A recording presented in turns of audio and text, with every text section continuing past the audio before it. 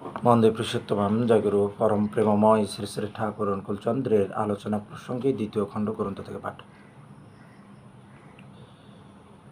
162 পরে। এইবার শ্রী শ্রী ঠাকুর পায়খানায় যাবেন।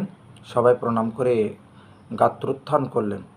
পুত্রহারা জননী বসে আছেন। তার মুখের চেহারা এতক্ষণ শ্রী শ্রী ঠাকুরের কথা শোনার পর অনেকটা স্বাভাবিক।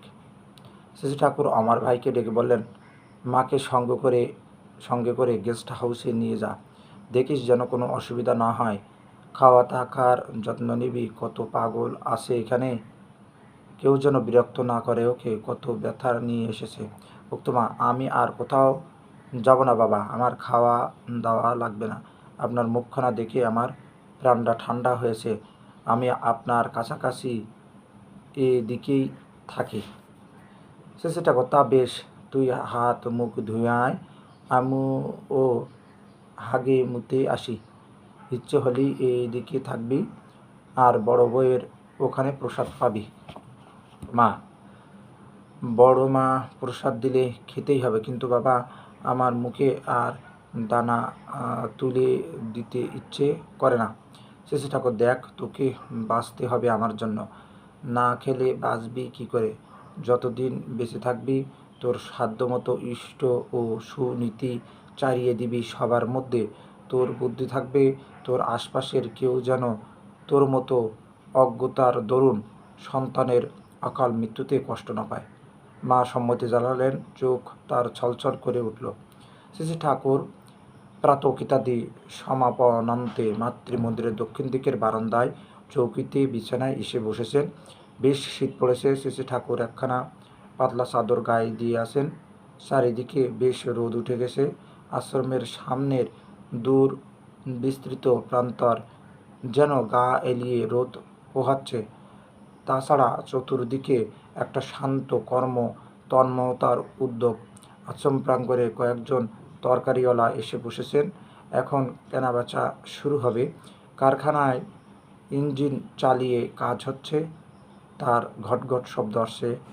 বাদলদার বাড়িতে কয়েকজন কামলা কাজ করছে।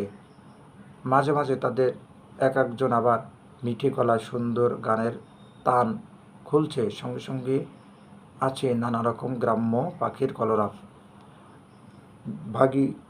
ভগীরথ দা ডিসপেন্সারি খুলেছেন, ওখানেও লোকের আনাগোনা আরম্ভ হয়েছে। ফিলান্থ্রপি অফিসের কর্মীরা একে একে এসে শ্রী ঠাকুরকে প্রণাম করে যাচ্ছেন। প্রফুল্লদা বাগচি এসে প্রণাম করতে শ্রী ঠাকুর জিজ্ঞাসা করলেন, এই টার্মে কাজকর্ম কেমন হলো?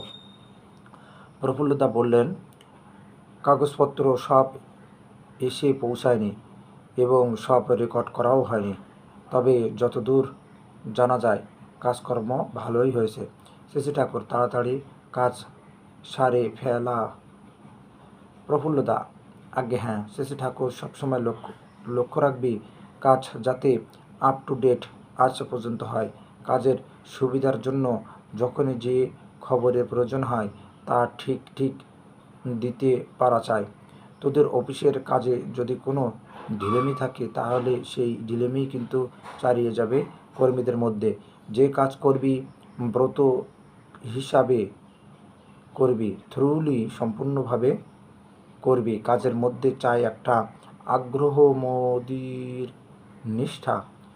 তোমার থেকে অন্যের মধ্যে ওই নিষ্ঠা ছড়িয়ে পড়বে।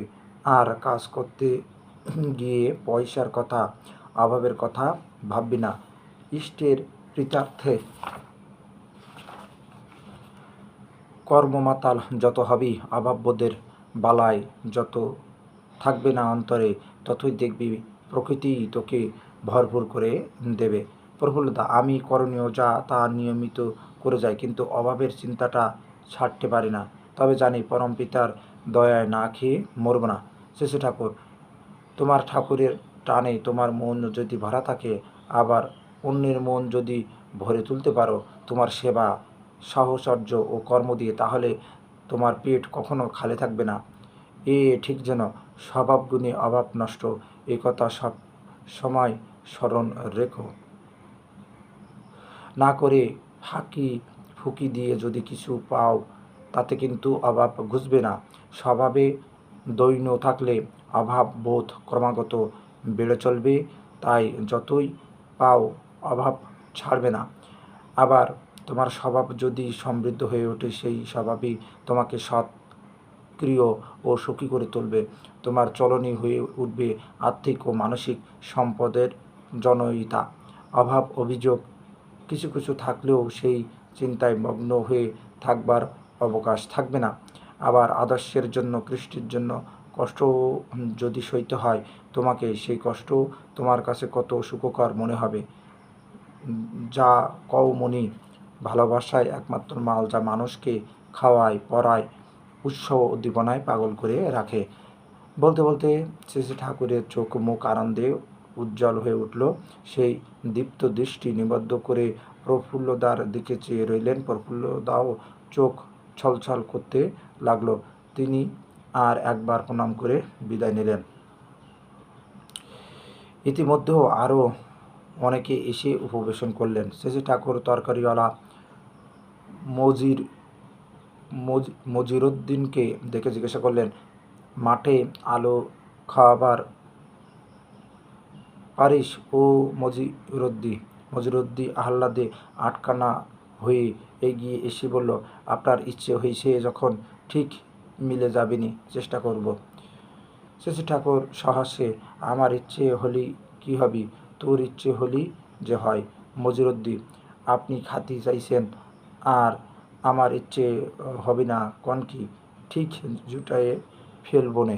শ্রী শ্রী ঠাকুর, এই সেন কথা, তা কবে দিবু? মজিরুদ্দি, আজই খোঁজ করবনে। একটা ছাগল বকুল গাছের পাতা খেতে চেষ্টা করছে, কিন্তু গাছে পা দিয়ে গলা উঁচু করেও পাতার নাগাল পাচ্ছে না। শ্রী শ্রী ঠাকুর তাই ব্যস্ত সমস্ত হয়ে বললেন, ওরে দুটো পাতা পেড়ে দে তো লক্ষ্মী, দেখ তো পাতা খাবে করে কি করছে। ভগীরথদা তাড়াতাড়ি কিছু বকুল পাতা পেড়ে দিলেন। ছাগলটা তৃপ্তি সহকারে খাচ্ছে, আর শ্রী শ্রী ঠাকুর স্নেহাতুর দৃষ্টিতে পরম তৃপ্তি ভরে তাই দেখছেন। সে দৃষ্টি যেন মায়ের দৃষ্টি।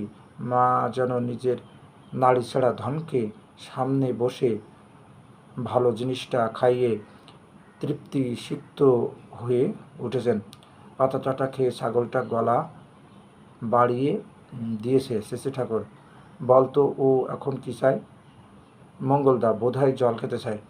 শ্রী শ্রী ঠাকুর পেরিদার দিকে চেয়ে, তুই বলতো? পেরিদা, আরও পাতা খেতে চায়। শ্রী শ্রী ঠাকুর প্রবোধ বাক্সের দিকে চেয়ে, তুই বলতো? প্রবোধদা, ও আদর চায়। শ্রী শ্রী ঠাকুর হাসি খুশি, ঠিক ধরেছিস, তাহলে তুই যা, ওকে একটু আদর কর গে। প্রবোধদা গিয়ে ছাগলটার গলায় হাত বুলিয়ে দিচ্ছেন। ছাগলটা আরাম পেয়ে গলাটা আরও বাড়িয়ে দিল। শ্রী শ্রী ঠাকুর, দেখো দেখো, সোহাগ পেয়ে ওর চেহারাটা কেমন খোলতাই হয়েছে, কেমন সুন্দর দেখাচ্ছে। ভালোবাসা হলো স্বর্ণ সিঁদুরের মতো। স্বর্ণ সিঁদুর যেমন মধু দিয়ে মেড়ে খাওয়াতে না খাওয়াতে গায়ে বল হতে শুরু করে, আন্তরিক ভালোবাসার সহ তেমনি যেখানে লাগে সেখানেই তখনই সত্তাটা নাড়া দিয়ে ওঠে। কত অসৎ বজ্জাত আছে যারা স্বভাবের দোষে ভালোবাসা পেয়েও কৃতজ্ঞ হয়, ক্ষতি করে, কিন্তু ভালোবাসা তাদেরও লাগে, কেউ তাদের প্রতি কৃতজ্ঞ হোক কিন্তু তারা চায় না। প্রবোধদাকে পরে শ্রী শ্রী ঠাকুর জিজ্ঞাসা করলেন, তুই কি করে বুঝলি? প্রবোধদা, আমার এমনই মনে হলো। শ্রী শ্রী ঠাকুর, আগে পশু পাখিদের ভাষা শিক্ষার রীতি ছিল আমাদের দেশে, সেসব এখন উঠে গেছে। ও খুব ভালো জিনিস ছিল। আমরা আজকাল মানুষকে ভালো করে দেখি না, আর পশু পাখি তো দূরের কথা। বড় খোকার এইসব ব্যাপারে খুব ইন্টারেস্ট, অন্তরাস ও অবজারভেশন, পর্যবেক্ষণ আছে। কুকুর, গরু, বিড়াল, পাখি, সাপ, ব্যাঙ, বাঘ সব জন্তুরই আচার আচরণ, কায়দা করণ সম্বন্ধে ও অনেক কথা জানে। আর সে ফাঁকা কথা নয়, বাস্তবের সঙ্গে তার খুব মিল আছে। আবার কোন মানুষটার চাল চলতি, রকম ও প্রকৃতি কেমন সে সম্বন্ধেও ওর খুব সুনির্দিষ্ট ধারণা আছে। অবজারভেশন পর্যবেক্ষণ যদি না থাকে তাহলে আমাদের কমন সেন্স সহজ জ্ঞান বাড়ে না। বই পড়ে যে জ্ঞান হয় সে অতি সামান্য। মানুষের চোখ, মুখ, নাক, কান যদি খোলা থাকে, চোখের সামনে প্রত্যক্ষ অন্তত বৈচিত্র্যময় যে দুনিয়া তা যদি সে ভালো করে পড়ে, নিজের ইন্দ্রিয় ও মননকে সজাগ রেখে, তাহলে সে যে শিক্ষা লাভ করে তার তুলনা হয় না। আবার সঙ্গে সঙ্গে হাতে কলমে কর্ম ও সেবাময় সম্পর্ক যত বেশি সঙ্গে পাঠাতে পারো ততই তোমার বোধ প্রখর হবে। ধরো তুমি বাড়িতে একটা গরু পুষছো, তাকে খাওয়াচ্ছ, যত্ন করছো, তার মধ্য দিয়ে তোমার প্রভূত বাস্তব জ্ঞান বুঝিয়ে উঠবে। কোনো ঘাস কোন ঘাস গরুর পক্ষে ভালো, কোন ঘাস গরু খেলে গরু দুধ বেশি দেয়, গরুর শরীর খারাপ করে কখন, শরীর খারাপ করলে সারে কী করে, কখন তার জলের প্রয়োজন, শীত তাপ সে কতটুকু সহ্য করতে পারে, গায়ে দোয়াবার সময় কী করলে সে দুধ ছাড়ে, কখন বা দুধ চুরি করে, গরুর মেজাজ কখন কেমন থাকে, মেজাজ গরম হলে তাকে তখন ঠান্ডা করতে হয় কিভাবে, ইত্যাদি কত বিষয়ে তোমার জ্ঞান গজিয়ে ওঠে বাস্তব পরিচর্যার মধ্য দিয়ে। সব ব্যাপারেই এমনি। শিক্ষা যত বাস্তব ব্যবহার, পরিচর্যা ও কর্মঘেঁষে হয় ততই ভালো। শিক্ষার পটভূমি আর্টিফিশিয়াল, কৃত্রিম হওয়া ভালো নয়। বিদ্যালয়টা হবে একটা বাস্তব সমাজের মতো। সংসারে চলতে গেলে মানুষকে যত রকম কাজ কাম দায় দায়িত্ব নিয়ে চলতে হয়, সেই সব কাজ কাম ও দায় দায়িত্ব সুষ্ঠুভাবে নির্বাহ করবার উপযোগী শিক্ষালাভের অবকাশ রাখতে হয় বিদ্যালয়। বিদ্যালয়, গৃহ, সামাজিক পরিবেশ সবটা জুড়ে হবে যেন শিক্ষাক্ষেত্র। ছাত্র, অভিভাবক, শিক্ষক, সমাজের নেতৃস্থানীয় ব্যক্তিবর্গ সবার মধ্যে থাকবে অন্তরঙ্গ যোগাযোগ। এরা পরস্পরের পরিপূরক হয়ে ছাত্রের পূর্ণাঙ্গ শিক্ষার ভিত্তিভূমি রচনা করবে। আর সবটা নিয়মিত ও নিয়ন্ত্রিত হওয়া চাই জীবন বৃদ্ধিদায়ক আদর্শ অনুপূরণী উদ্দেশ্য নিয়ে। শিক্ষার এই গন্তব্য যদি ঠিক না থাকে তাহলে ছাত্রেরা নানা শিক্ষণীয় বিষয়ের মধ্যে সঙ্গতি সূত্র খুঁজে পাবে না এবং অনেক জেনে শুনেও তাদের ব্যক্তিত্ব দানা বেঁধে উঠবে না। কি বলিস রাজেন? এই বলে শেষে ঠাকুর ঈশ্বর হাসলেন। রাজেন্দ্র মজুমদার: সে তো ঠিকই।